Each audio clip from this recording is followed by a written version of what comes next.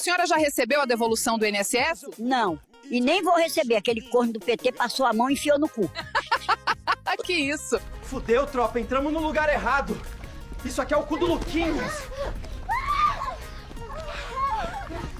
Essa véia desgraçada agora ganhou uma bicicleta. Dá um grau aí pra gente ver. Sai, cachorro! Sai, desgraça! Ô, Jesus, esse cachorro tão possuído. Qual o seu maior sonho?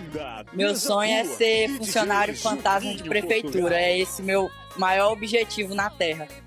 Comandante, o senhor está preparado para a guerra? Claro, pelo Brasil ou mato ou morro. Se não der pra fugir pelo mato, eu vou fugir pelo morro. Qual o melhor remédio para ansiedade, seu Chiquinho? Descarregar um milheiro de tijolo e de cimento. Não tem ansiedade que exista depois disso. Estamos aqui ao vivo na base do Exército Brasileiro. Os soldados já estão se preparando para a Terceira Guerra Mundial, estão altamente preparados. Qual é a sua função aqui no Exército? Eu capino rua e pinto o meio-fio, cara.